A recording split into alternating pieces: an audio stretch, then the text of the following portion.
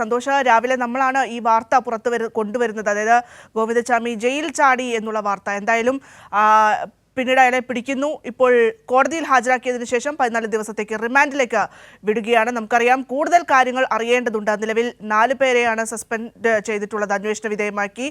ഇതിൽ ഇനി കൂടുതൽ എന്തെങ്കിലും പുറത്തുനിന്നോ അകത്തുനിന്നോ ഒക്കെ തന്നെ വലിയ രീതിയിൽ ഏതെങ്കിലും തരത്തിൽ സഹായങ്ങൾ ലഭിച്ചിട്ടുണ്ടോ എന്ന കാര്യത്തിൽ ഒരു വ്യക്തത വരേണ്ടതുണ്ട്. എന്തായാലും ആ കാര്യങ്ങളൊക്കെ അന്വേഷിക്കേണ്ടതുണ്ട്. എന്തായാലും അതിൻ്റെയൊക്കെ ഭാഗമായിട്ടാണ് ഇയാളെ ഇപ്പോൾ റിമാൻഡിൽ വിട്ടിരിക്കുന്നത്. മാത്രമല്ല, നമുക്കറിയാം ഇപ്പോൾ കണ്ണൂർ സെൻട്രൽ ജയിലിലേക്ക് തന്നെ മാറ്റിയിരിക്കുന്നു എന്നുള്ളതാണ് മനസ്സിലാക്കാൻ പറ്റുന്നത്. എങ്ങനെയാണ് വിയ്യൂരിലേക്ക് എപ്പോൾ കൊണ്ടുപോകും?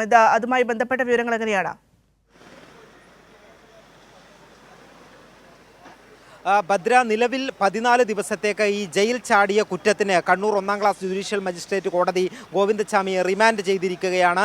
ഈ ജയിൽ മാറ്റം സംബന്ധിച്ച തീരുമാനമെടുക്കേണ്ടത് ജയിൽ വകുപ്പും ജയിൽ DGPയുമാണ്. അതിൻ്റെ ഉത്തരവ് ഏതാണ്ട് ഇറങ്ങിയിട്ടുണ്ട്. ആ ഉത്തരവ് കണ്ണൂർ സെൻട്രൽ ജയിലിലെത്തി അവിടെ നിന്നും വിടുതൽ വാങ്ങി ഗോവിന്ദച്ചാമിയെ വിയ്യൂരിലേക്ക് മാറ്റുകയാണ് ചെയ്യുക. പക്ഷേ രാത്രി കൊണ്ടുപോകാനുള്ള സാധ്യതയില്ല. അതുകൊണ്ട് തന്നെ ഇപ്പോൾ ഗോവിന്ദച്ചാമിയെ കണ്ണൂർ സെൻട്രൽ ജയിലിലേക്ക് തന്നെയാണ് കൊണ്ടുപോയിരിക്കുന്നത്. ഇന്ന് കണ്ണൂർ സെൻട്രൽ ജയിലിൽ പ്പിച്ചതിന് ശേഷം നാളെ വിയ്യൂരിലേക്ക് മാറ്റുക എന്നുള്ളതാണ് ജയിൽ വകുപ്പ് ഇപ്പോൾ ആലോചിക്കുന്നത്. ആ തീരുമാനമാണ് എടുത്തിട്ടുള്ളത് എന്നുള്ളതാണ് മനസ്സിലാകുന്നത്. ഇന്ന് 7:24 പുലർച്ചെ ഈ കൈരളി ന്യൂസ് ഈ വാർത്ത പുറത്തുവിട്ടത് മുതൽ വളരെ ഉദ്യോഗഭരിതമായിട്ടുള്ള നിമിഷങ്ങളും മണിക്കൂറുകളും തന്നെയാണ് കടന്നുപോയത്. കേരളം ആകെ ആശങ്കയിൽ നിന്ന് 5-6 മണിക്കൂറുകളായിരുന്നു അത്.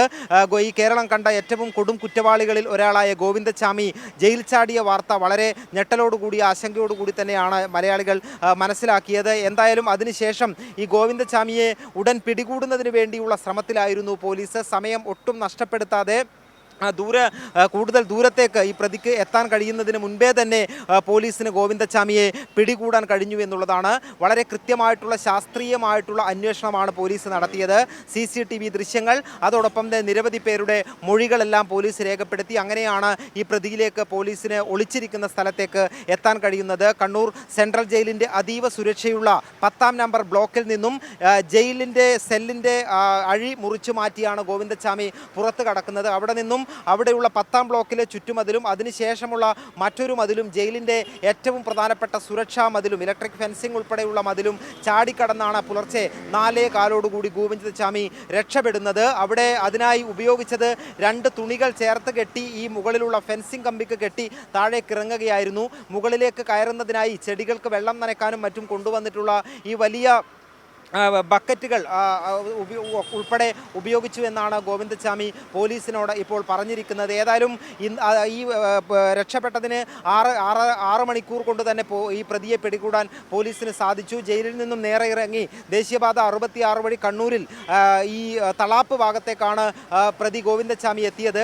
അതിനോടകം തന്നെ വാർത്ത വലിയ രീതിയിൽ പരന്നതിൻ്റെ അടിസ്ഥാനത്തിൽ 2 പേർ അവിടെ വെച്ച് ഗോവിന്ദച്ചാമിയെ തിരിച്ചറിയുകയും പിടികൂടാനുള്ള ശ്രമത്തിനിടെ അവിടെ നിന്നും മതിൽ ചാടിക്കടന്ന് ഒരു കാട്ടിലൂടെ, അതായത് കാട് പിടിച്ച് കിടക്കുന്ന സ്ഥലത്തൂടെ ഓടി രക്ഷപ്പെടുകയായിരുന്നു. അതിനപ്പുറത്തുള്ള ഒരു വീട്ടിൽ, ആൾത്താമസമില്ലാത്ത വീട്ടിൽ ഒളിച്ചിരിക്കുകയായിരുന്നു ഗോവിന്ദച്ചാമി. അവിടെ പോലീസ് വളയുന്നത് മനസ്സിലാക്കി അവിടെയുള്ള കിണറ്റിൽ ചാടി അവിടെ ഒളിക്കുകയായിരുന്നു. പക്ഷേ നാട്ടുകാരുടെ സഹായത്തോടു കൂടി വളരെ സമർത്ഥമായി തന്നെ കേരള പോലീസ് ഗോവിന്ദച്ചാമിയെ മണിക്കൂറുകൾക്കകം തന്നെ വീണ്ടും പിടികൂടി ആ ഒരു വലിയ ആശങ്കയിൽ നിന്നാണ് ആശങ്ക അകറ്റുകയായിരുന്നു. അതിനുശേഷം പിടികൂടിയതിന് ശേഷം നേരെ കണ്ണൂരിലെ പോലീസ് ട്രെയിനിങ് സെൻറ്ററിൽ എത്തിച്ച് സിറ്റി പോലീസ് കമ്മീഷണറുടെ ഉൾപ്പെടെ നേതൃത്വത്തിൽ ആദ്യഘട്ട ചോദ്യം ചെയ്യൽ പൂർത്തിയാക്കി. അതിനുശേഷം അവിടെ നിന്നും കണ്ണൂർ ജില്ലാ ആശുപത്രിയിലെത്തി മെഡിക്കൽ പരിശോധനകൾക്ക് ശേഷം കണ്ണൂർ ടൗൺ സ്റ്റേഷനിലെ ഇൻറ്ററോഗേഷൻ റൂമിലെത്തിച്ച് വീണ്ടും ചോദ്യം ചെയ്തു. പിന്നീട് ജില്ലാ ക്രൈംബ്രാഞ്ച് ഓഫീസിൽ ഉന്നത പോലീസ് ഉദ്യോഗസ്ഥരുടെ സാന്നിധ്യത്തിൽ വീണ്ടും ഈ ചോദ്യം ചെയ്യൽ നടത്തി.